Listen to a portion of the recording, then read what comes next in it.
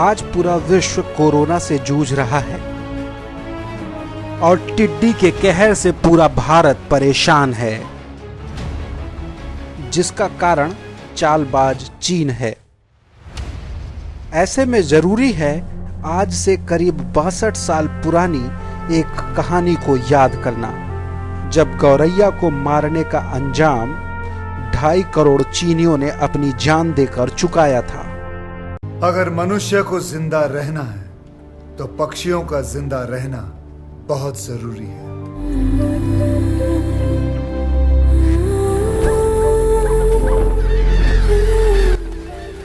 यह कहानी उस वक्त की है जब चीन के शासक माओ जेडोंग ने गौरैया को ढूंढ ढूंढ कर मारने का हुक्म दिया था और उसका अंजाम 2.5 करोड़ लोगों को अपनी जान से हाथ धोकर चुकाना पड़ा था। गौरैया की कम होती आबादी के लिए जिम्मेदार तो इंसान ही है, जिसके घर को इंसानों ने उजाड़ दिया। गौरैया पर इंसानों के जुल्म की दास्तां चीन का एक अभियान भी बयां करता है। अब कई जगह लोग गौरैया के लिए पानी रखने की बातें करते नजर आएंगे, लेकिन आज से 62 साल पूर्व चीन के हुक्मरानों के कहने पर गौरैया को ढूंढ ढूंढ कर मारा गया था।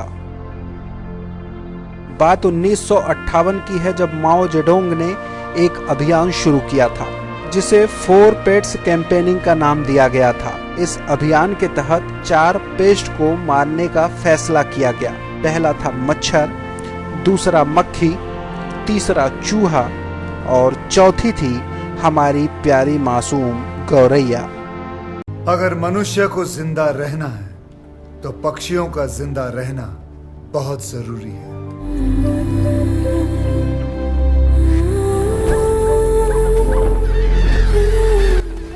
सोचकर भी अजीब लगता है कि आखिर उस मासूम गौरैया से इंसानों को ऐसा क्या डर था जिसके चलते उसे मारने का अभियान चलाने की नौबत आ गई। मानते हैं कि मच्छरों ने मलेरिया फैलाया, मक्खियों ने हैजा और चूहों ने प्लेग, तो इन सब का सफाया तो इंसानों के हित में माना जा सकता था, लेकिन गौरैया का क्या दोष था? मासूम कहे जाने वाले गौरैया चिड़िया को माओ जेडोंग ने ये कहकर मारने का फरमान सुना दिया था कि वह लोगों का अनाज खा जाती है। कहा गया कि गौरैया किसानों की मेहनत बेकार कर देते हैं और सारा अनाज खा जाते हैं। मच्छर, मक्खी और चूहे तो नुकसान करने के आदी है ही, इसलिए वह खुद को छुपाने में भी माहिर निकले। लेकिन गौरैया जैसी मासूम चिड़िया तो इंसानों के सबसे नजदीक रहती है, वह चाह कर भी खुद को न छिपा सकी। नतीजा ये हुआ कि इंसानों ने भी बड़ी निर्ममता के साथ उसे ढूंढ ढूंढ कर मार डाला। हो नन्ही सी जान, गीत तुम्हारे यूं गूंजे सदा। प्यारी सी जान, हो प्यारी सी जान, रब से है मेरी ये दुआ। चीन के लोगों ने गौरैया चिड़िया को मारने के लिए एक तरीका अपनाया। चीन में उस समय के तथाकथित क्रांतिकारियों ने जनता के बीच में इस अभियान को एक आंदोलन की तरह फैला दिया। लोग भी बर्तन, टीन, ड्रम बजा बजा कर चिड़ियों को उड़ाते। लोगों की कोशिश यही रहती कि गौरैया किसी भी हालत में कहीं बैठने को ना पाए और उड़ती रहे। बस फिर क्या था, अपने नन्हे परों से आखिर वो गौरैया कब तक उड़ पाती।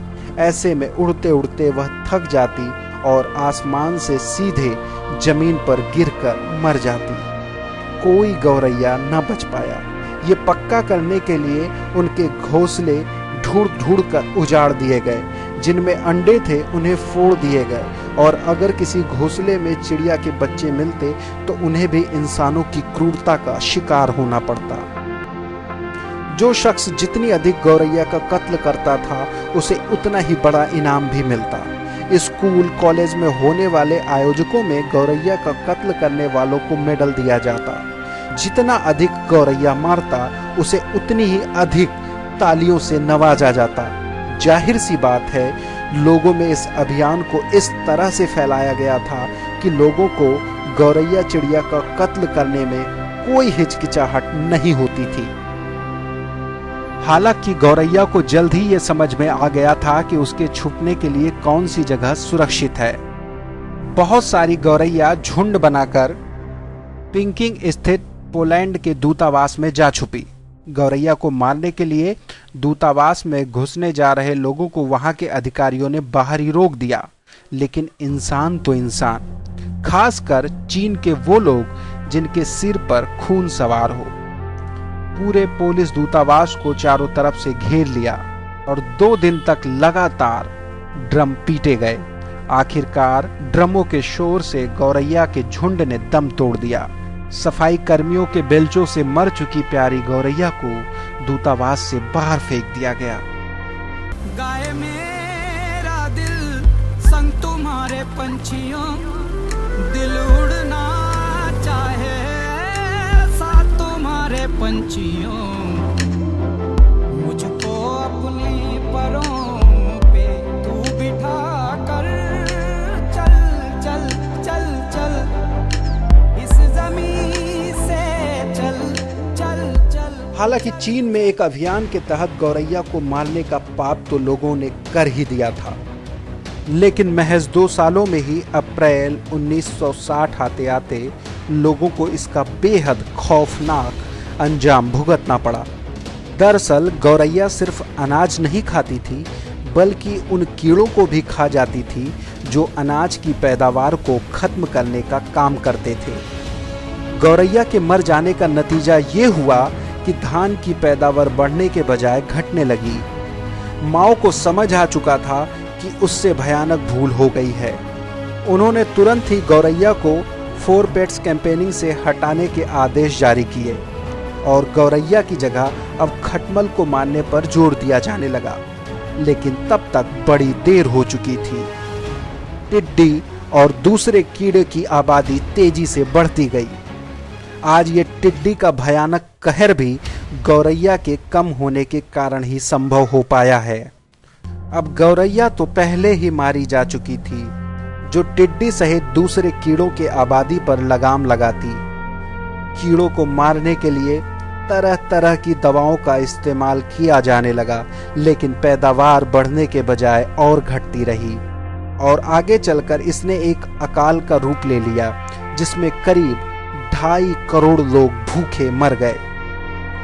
अगर मनुष्य को जिंदा रहना है तो पक्षियों का जिंदा रहना बहुत जरूरी है।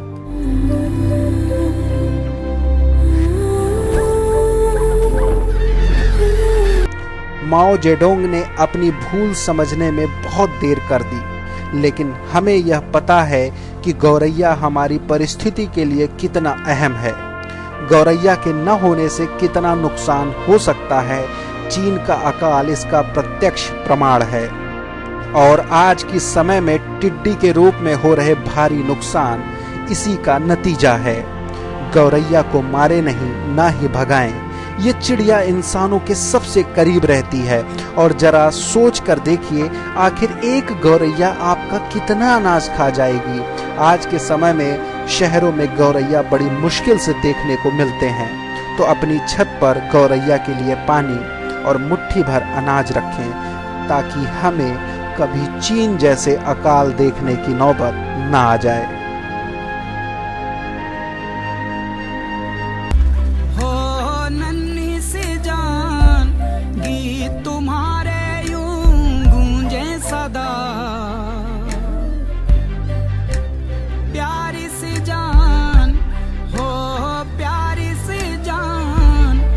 से है मेरी ये दुआ, गाए मेरा दिल संग तुम्हारे पंछियों, दिल उड़ना चाहे साथ तुम्हारे पंछियों।